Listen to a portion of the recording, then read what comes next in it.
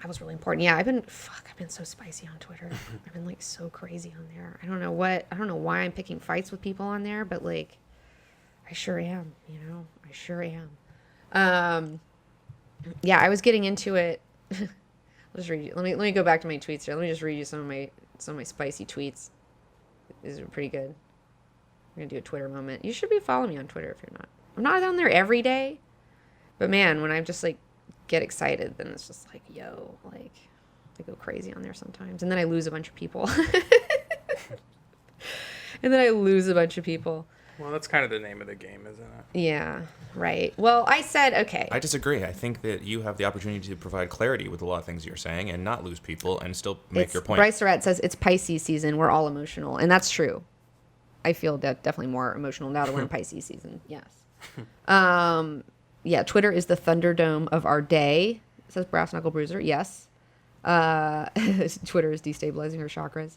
Well, yeah, that's the thing. Well, that's the thing about outrage is that it's infectious. Mm-hmm. Outrage is infectious. So even if you don't care about the subject, then you'll get mad about people being mad about the subject. And that happens to me all the time because it's just like, as an empathetic person, I get infected by outrage just like everybody else, and then I have to vent it. And so we go to Twitter, and that's where we vent our outrage, a lot of people. And I'm not saying it's right.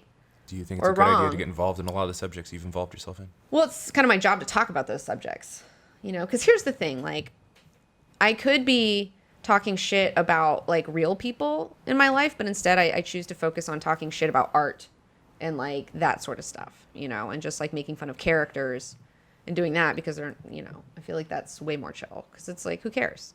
Because you got to talk shit about somebody. So if you're going to talk shit about a fictional character. You got to talk shit about somebody. Everybody talks shit. About somebody. Yeah. Why is that? Because we're human beings. What are you talking about? Have you never talked shit about somebody? I don't know. Have I? A little bit. I've heard a little bit of shit talk out of you. But you're just not a talker in general. You're a shit talker. Am I? You yeah. I guess so. Yeah, I am too, though. Yeah. I get it. So, okay, so I said, it's Ghostbusters 16 all over again with a mediocre movie being spun into some gendered war, some dumb gender war. Captain Marvel bores me. The Skrulls bore me. Call me when we get a dope She-Hulk movie with Judge Judy giving an eye roll. Mm-hmm. And that's what I said. And that one really popped off. That was like... Why did you say that? I felt like... Because I feel like it's Ghostbusters all over again. What is? Like right now, the Captain Marvel movie, all the hype leading up to it, and everyone fighting. Are you going to talk about this? Everyone fighting about it, yeah. All right, well, I need you to provide more context. Okay, well, right now, I don't know if you guys have noticed, but there is an outrage cloud around the forthcoming Captain Marvel movie starring Brie Larson. Mm-hmm. It's brewing. It's brewing, and there's a lot of people upset on both sides. There's a lot of sides. There's a lot of ins. There's a lot of outs. We got a lot of different type of people. And so, Tyson, you look so upset. And so, are you okay? Go ahead. Okay.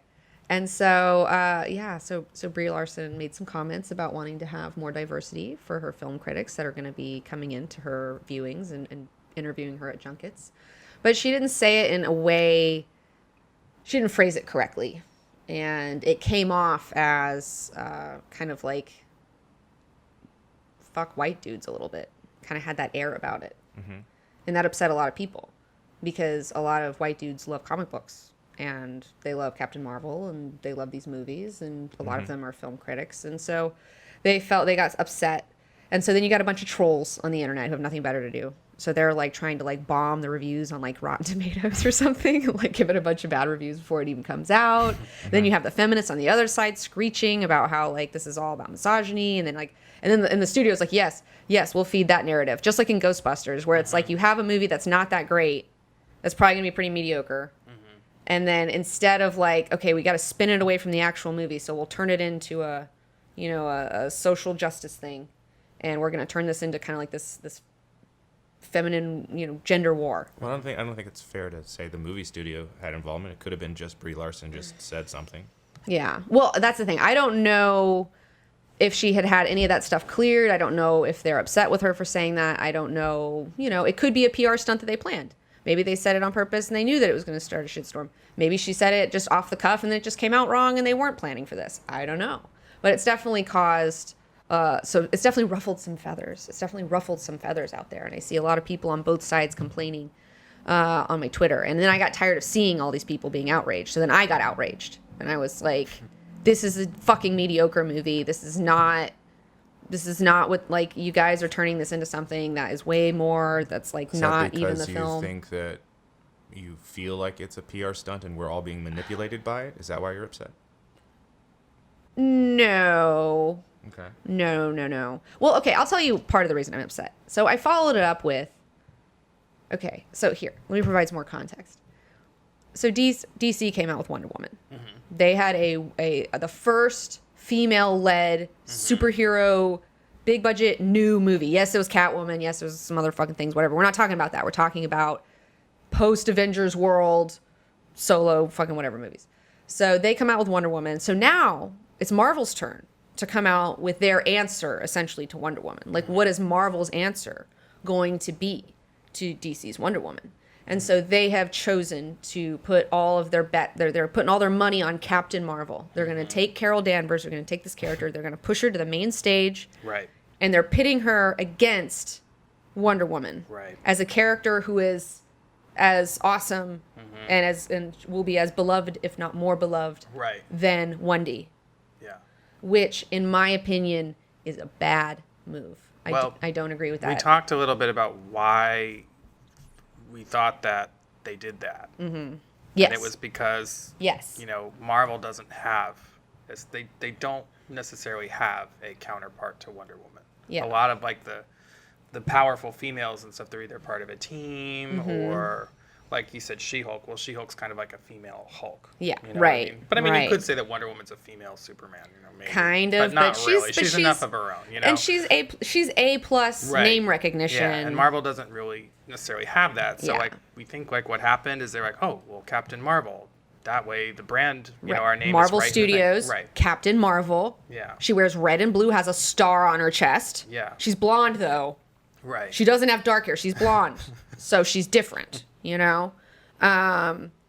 So it's like maybe a marketing thing where it's like, well, maybe we could convince people that this character is more important or more loved than she really is based on the name. Yes. Maybe? Like, perhaps it's just a built-in kind of marketing. And Carol Danvers, they have been pushing this character in the comics over the past, like, I would say, over the past, like, 5 years or more. Right. As, like, because comics really have become a lot more diverse, and they have been pushing female solo titles and things like that. And Captain Marvel's been a part of that feminine push at Marvel. So I have been seeing more of her. She's had a bunch of new number ones, though. I mean, she's had, like, I don't know. So people on Twitter were like, dude, she's had so many new number ones. But you're making the point. And I bought the Kelly Sue DeConnick number one of Captain Marvel. And I was like, I'm never going to buy another one of these. And then I put it in the pile of comics that we can rip up and put into the wall. And then it was ripped up and put into the sun on the wall. So you're making the point that historically Captain Marvel has never been that big of a character in the comic book history. Yes. Only recently has she been boosted up in the comic book history, but it's hasn't been a comic that's really appealed to you with a great story. Yes. I followed up on Twitter. I said, seriously, though, Carol Danvers is C-list at best. Don't get confused because Marvel is in her name and think, ooh, she's a huge character like Wonder Woman at DC. She's super not. The most interesting thing about her is when Rogue took her powers. Yikes. Man, I really went in for Carol right there. But it's true. Carol Danvers, in my opinion, is a C-list character. There's A-list, B-list, C-list, D-list, all right, in my world. And this is my own little personal opinion.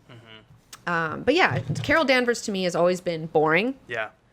She was in A-Force even, and I don't even remember her in A-Force. Like, I don't even remember her contributions. Like, I remember Medusa having quips. I remember She-Hulk. I remember Dazzler, for sure. But I was like, I don't even remember her even being on that team, and she was 100% on that team. So that's, like, every time, she's just boring to me. Well, she's also, like, kind of a not fun bitch, She's not fun.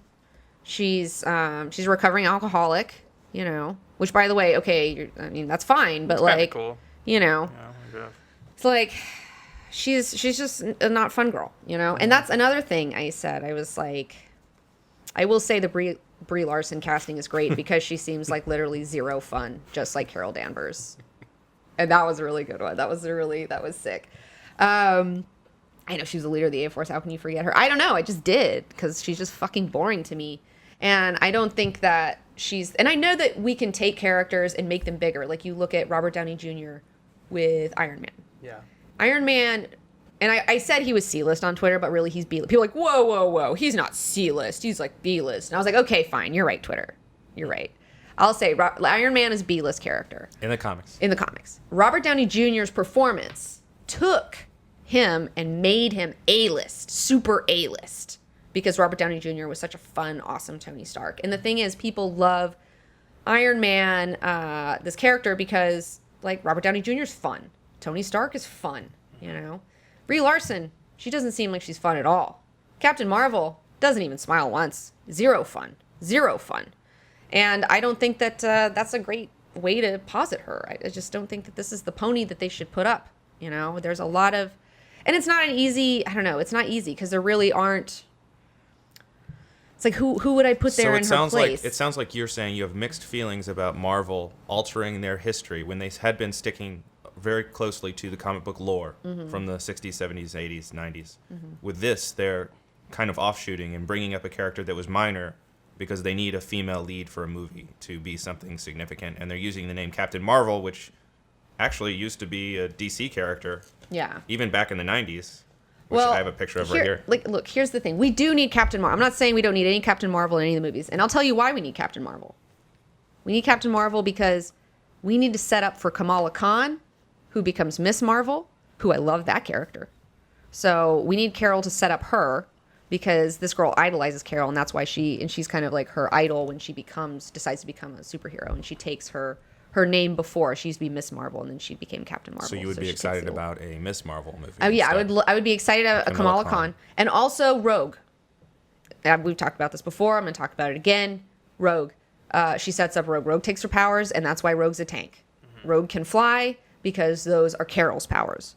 Rogue can take a hit because those are Carol's powers. Rogue can hit really hard because those are Carol's powers. So she's a great character to set up other better characters. But she's not going to be like the Wonder Woman of DC, though, if that's what they're hoping. But maybe they're not hoping that. Maybe they're like, oh, we're going to set her up and then, I'm trying to figure out what you're actually arguing for, if you're arguing for anything. Well, I'm just trying to let people know that don't be fooled. This isn't fucking Marvel's Wonder Woman. This is don't get too excited. Can you explain this situation right here? This is a issue of... Are you trying to hand that to me, or? Well, I'm just going to show it here. We have Marvel Comics versus DC. This is from the 90s. Big crossover back then. And back then, DC actually owned a character called Captain Marvel, which is now, you might recognize from the trailer for Shazam, is Shazam. Yeah. And I think there's a long, complicated history who Captain Marvel is in both DC and Marvel. Can you explain that a little bit? So long. No, I don't. I'm not boned up. I don't know all the ins and outs of that, but I do know that there are a lot of ins and outs. Because Captain Marvel is an old ass character, like from before Marvel was called Marvel. Well, actually, like they had Captain Marvel, because Marvel used to be Timely Comics, and then they rebranded eventually to Marvel.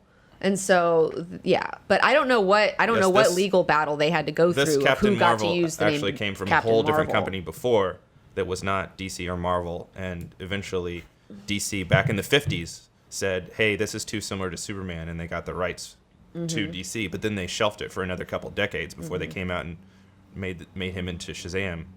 Yeah. Anyway, it's long and complicated. Yeah. But then even on the Marvel side, there's Captain Marvel that have been several different characters. Yeah. What do you know about that? Well, I know that like the character that she took her powers from was a Kree, or that she got her powers transferred to, whatever, was a Kree guy named Marvel, I think, like M-A-R space Vel. So I think that's kind of why her name's like that. I don't know. See, here's another thing. I don't give a fuck about the Kree either. I don't care about the Kree. I don't care about the Skrulls. I think that fucking shapeshifters are boring because the whole story becomes about, somebody isn't who they say they are. Who's the guy? Who's the thing that isn't really the thing? And like, that's cool if you're making a movie, The Thing, you know, where it's like, that's the perfect shapeshifter movie where the whole movie is based around like, who can you trust? That works. But they're not going to make this whole movie about that. So it just becomes a lame plot device where like, somebody was actually somebody else. And you're just like, who cares? I don't care. I don't care, Skrulls. Well, don't you think that in the MCU that they have the opportunity they could make an alien battle storyline interesting? could work out.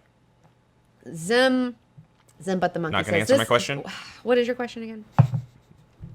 Don't you think in the MCU it could change your mind and that the Skrulls versus Kree battle could be interesting?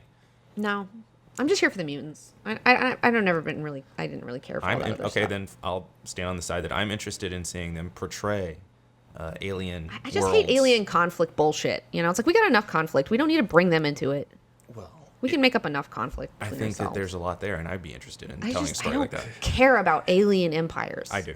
Well, okay. Why not? Zimbat the Monkey says, this movie reeks of audience manipulation and false controversies, like taking the totality of not smiling and no charisma comments and encapsulating all of it as misogynistic. Like, what the fuck? It's a perfectly normal critique towards an actor looking to take up a leading main hero role. Like, I get it if that's an existing trope to tell a woman to smile more, but give me a break. And I think that's valid. Totally. I think that's a totally valid opinion because, I don't like, understand. well, the thing is, like, anytime, like, if any white dude reviewer now says this movie is just okay, or I didn't really like it, or it wasn't that great, he's automatically branded a misogynist. Automatically. So now you have a bunch of people who are, like, forced to, like, say stuff that they don't mean because they don't want to get witch hunted and, like, fucked up, you know? Which is, like, kind of super whack. Like, and the thing is that I understand I'm here for more diversity. Like, yeah, like, sure. Like, let's have more female movie reviewers. Let's have more people of color movie reviewers and women of color movie reviewers and every color of movie review. I don't care. Like, whatever.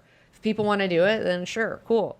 But, you know, it's like accidentally, not that she meant to, but insulting, you know, the main audience of people who have been supporting this character financially and keeping her alive. You know, it's like it's white dudes who really are the majority of comics buyers for these types of comics. So it's their money that's kept Carol going this whole time. Well, what do you think Brie Larson was actually trying to say? What was she upset about? I think that, I don't know, I think that she's trying to... Was there another movie that she was in that she was upset about the critics' rating and felt like it was unfair? Yeah. There was The Wrinkle in Time. A Wrinkle in Time, which I heard was balls, which looked like balls, which I didn't even want to see because I was like, fuck that movie after I saw the fucking posters, you know? My mom saw it and she said it was a terrible movie. If your mom said it was terrible, your mom said it was terrible, then it's got to be bad. It must have been really bad. Absolutely, my mom loves everything. She loves the worst shit. Her favorite movie is what's her favorite movie? Marmaduke. Yeah. Marmaduke, which has a 13% on Rotten Tomatoes. Yeah, like so no, if she says that it was boring, then it must have been really bad. And she was saying that she was frustrated because she felt that this movie was a love letter to women of color. And that, you know, that's the audience. And she doesn't want to hear what some 40-year-old white dude says about it because it wasn't made for him. Okay. Well, you know, she wants to... Which, I mean, I get what she's saying. Like, I get everything that she's trying to say. She's just coming off like an asshole because I think she is kind of an asshole. Possibly, but she could have phrased all of that in a much more appropriate way. Well, and said similar things. She could have said... I would like to see more movie reviewers who are females and people of color, and not say anything negative towards the people that currently are movie reviewers. They're not necessarily oppressing, are they? Does she think that the people of the other side? Well, she says, she's definitely expressed that feeling. Well, how do you feel as a female? Well, you're sort of a movie reviewer, a YouTuber. Yeah, a fraud movie reviewer. I'm a fraud movie reviewer. I mean, I don't know what requirements here's the thing. Would make you official movie reviewer. It is really hard to be an official movie reviewer because you have to be with someone bigger than you, first of all. Like being an independent movie reviewer. We're independent. So I don't get into screenings not because someone's keeping me out because I'm a woman. I don't get into screenings because I'm not with a bigger company that has connections to get me into screenings. Right, and that's good to clarify because a lot of people don't understand this. When we used to be with Maker, we were able to get into screenings early. We got into Avengers 2 and some other movies early. But then we quickly left Maker because they were useless and taking advantage of us, and MCU's dump out, whatever. Yeah, MCNs. But yeah. And also a credential that might have made you seem as an official movie reviewer is when Rotten Tomatoes asked you to become official sign-up person, and they would cite your reviews. Right. But we decided not to do that because we didn't have the staff to. I would have to write a bunch of reviews every week, all the week, and I was like, convert your videos into text. We were like, we don't have anyone to do that, and that's extra time, and we're already booked up. Well, I don't know. It's interesting. It is interesting though in the versus DC versus Marvel versus DC thing. The person that they put up against Wonder Woman. When you're talking about it.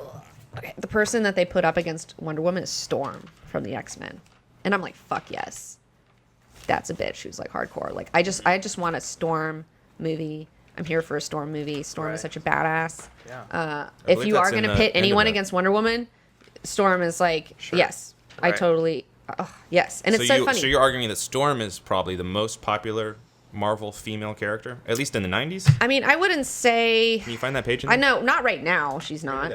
Not right now, she's not. Back then, she was one of the biggest ones. But she's a fucking... I mean, Aurora's a fucking queen, dude. I mean, she's like...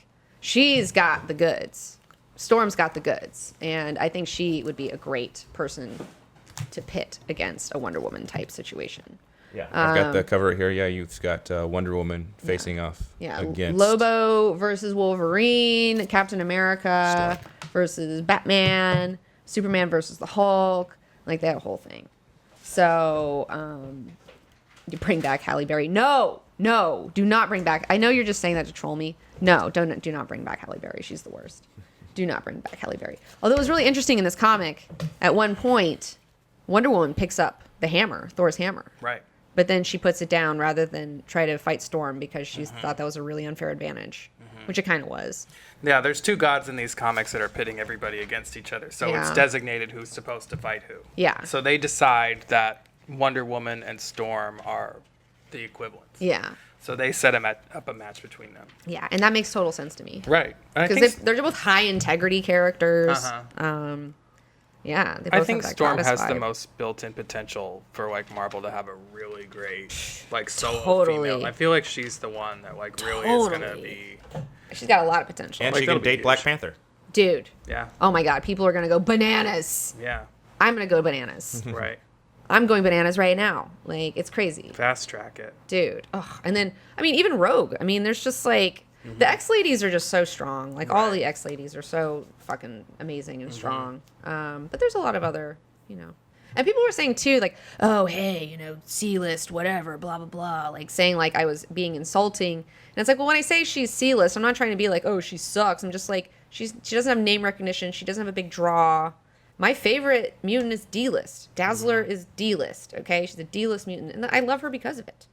Well, I like the fact that she's not a big fucking character. Yeah, well, so I'm trying to get to the heart of what we're actually saying, because I feel like we're making the rounds and everything around the story. Yes. So how would you feel if Dazzler was propped up to be the main female lead of the first ever Marvel movie? Not that would have happened. No, that's a terrible idea. I feel like that's the wrong choice. Yeah, that's a terrible idea. No, she's not. No. Well, then again, she's not gonna. She shouldn't follow up Wonder Woman. Okay, right. like we're following up Wonder Woman here. We're suggesting that someone has to follow up someone else. I liked what you were saying about Wonder Woman is the female lead. Let DC have it sort of scenario. Like, there is no equivalent in the Marvel universe. Well, no, I want to see some female solo fucking MCU movies, whatever, but this isn't the one. Right. But, I mean, naturally this is going to occur in the movie universe because no one really knows most people don't know about the comic book universe or care that it's how accurate it is to that. Warlike Tendency says Jubilee is so underrated. They finally gave her back her powers and cured her of being a vampire. That's good. I'm glad to hear that she's not a stupid vampire anymore.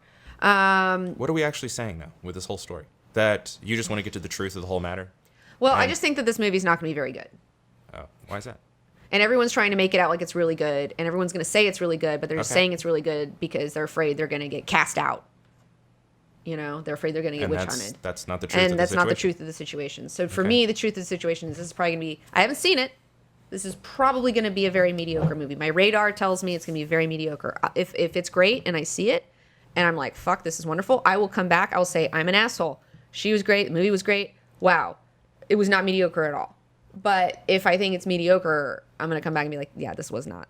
This totally is not. Agree, and I think that's right. Yeah. But we have to acknowledge also, because we haven't said this yet, that in reality, we have to acknowledge that movie studios and marketing people are going to prop this up to look like it's the equivalent of the Wonder Woman. Yes. Because they want to ride the wave of what's going on. Ride the feminism wave, yeah. Well, marketing, yeah. Well, I mean, that's marketing. And then the actor, Brie Larson, is going to be told, you're the first Marvel female lead. I don't think she knows that her character is not that big of a character. I don't think she does at all. I think she thinks that she's Wonder Woman or something. Right. And it's like, whoa. Like, she realizes somebody tell her, like, you're going to get put in a coma later. Like, so what I'm saying is... I don't know. What I'm saying is none of this is really that surprising. This is the natural evolution of how things probably go. Yeah. Well, yeah. Well, you know what? I'll tell you the one thing that I'm going to do. The one thing that I'm excited about from Captain Marvel. I bought a flight suit recently, and I look great in it. Yeah. And she wears a flight suit. There's women wearing flight suits in this film. I'm going to wear the flight suit in and around the time that this movie comes out. I'm going to get a ton of compliments. Everyone's going to be like, wow. Kids are going to be like, whoa. I'm going to get so much attention, and I'm going to turn this movie into a PR stunt for myself. You know, so. Why aren't you wearing that flight suit right now? I don't know. I just, it's a lot to put on. I think you should throw that on. Well, I'll put it on after we see the movie and stuff. When we come back after seeing the movie. Because it's coming out on the 8th, I think. Yeah. So I wanted to see How to Train Your Dragon 3. Didn't have time to see it this week. We might see that next week. People are calling me T-Mom. T-Mom? Teen Mom? Teen Mom? No, T-Mom. T-Mom. Yeah. Yeah, he's like, now don't say anything that's could be. Oh. Yeah. Yeah, it's crazy. It's wild out there. It's raining cats and dogs. Or cats and dogs living together. Total chaos. I'm looking forward to Captain Marvel, though. Are you? Mm-hmm. Are you? I'm looking forward to Are you? Yes, the continued story of the whole MCU unfolding. I'm gonna be so and pissed. I like how it's positioned in between the two Infinity Wars, and I'm very curious of how the story's going to go. Look, I hope it goes favorably. There's a lot going on. It could come out all bad, and that would be very disappointing, or it could be amazing, and that would be wonderful. I want Ant-Man to be the one that wins the Infinity War. Yeah? I don't want Captain Marvel to come out and be Deus Ex Captain Marvel. Deus Ex Machina? Yeah, I don't want her to be the god in the machine that pops out and solves everything. Yeah. I'll be so pissed if Captain Marvel's the one who solves everything. I'll be like, fuck. I don't think that will be. I think they've got a Better lot be of Ant-Man. elements. And you know what? Ant-Man's fun. You know what I like? Fun. You know what I like? I like fun.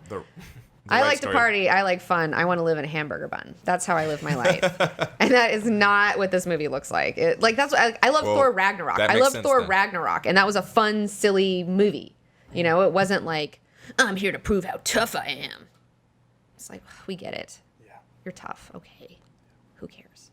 The reason I'm being T-Mom with this story is because T-Mom. Usually what she does is that she states this really radical, harsh opinion on Twitter. Yeah. Okay. And then a lot of people. That's what Twitter's for. A lot of people get upset because you provided no context of why you came to this conclusion. You provide the opinion. And what do I normally say? What is my number one? It's 140 characters. It's 140 characters. I understand the limitation that you would have to do a series to explain this. It's 140 But characters. you always start with your final conclusion, but you don't provide the work. Just like a math equation, you got to provide the work. The audience is like your teacher that needs to see the work of how you came to this conclusion. Right? Oblivion Guard says, "Yeah, Mom, show the buns." So I think you did a great job explaining the story tonight. Okay, great. Did I? Yeah. Maybe it's the charisma bonus, because he was really worried about me talking about this. He was like, "Don't talk about. I don't think we should talk. We've been fighting about talking about this for days." Well, we just hadn't gone over everything that we talked about. I think it's working. Yeah. I think my magical oils are working. Yeah. I think I did great. I did great on that one. I don't think I had any big. I mean, maybe there was a slip up, and I'll wake up tomorrow and everyone will leave, and they'll be like, "Oh no, all sides." Oh, she said Captain Marvel was going to be mediocre. We've got to get rid of her. She's undermining feminism all around the world. Women she's holding us all back. Maybe, I don't know. We'll see. Last week, if you remember, our episode was sponsored by NeweyCobaltDesigns.com. My friend Forrest, she is a highly magical lady. She's a really cool lady. Really cool lady, super magical. And she has created these artisanal fragrances. They're these oil blends. And they are charged with planetary magic, as well as a little bit of American hoodoo. And she has them all, their video game attributes. So last week, actually, I did try one out. I tried out Cheat Code, because that one was supposed to be really good for like intellectual focusing and like you have to deal with information. And I was having to like talk to some lawyer business and like dealing with some stuff. And so I was like, and I was so unfocused that day. I was just like a total wreck. And I used Cheat Code, and I did feel like I got a boost. Good. So, but I'm going to try another one tonight on this stream. What are you going to try? I'm going to try Charisma Bonus. Where is it? It's right here. I'm going to try this one, Charisma Bonus. Yeah. Because this one... Can you show that to camera? Yeah. So this one is supposed to be to make you funnier and cuter and people like you more. And so I feel like, I'm a host. Being charismatic is kind of my thing.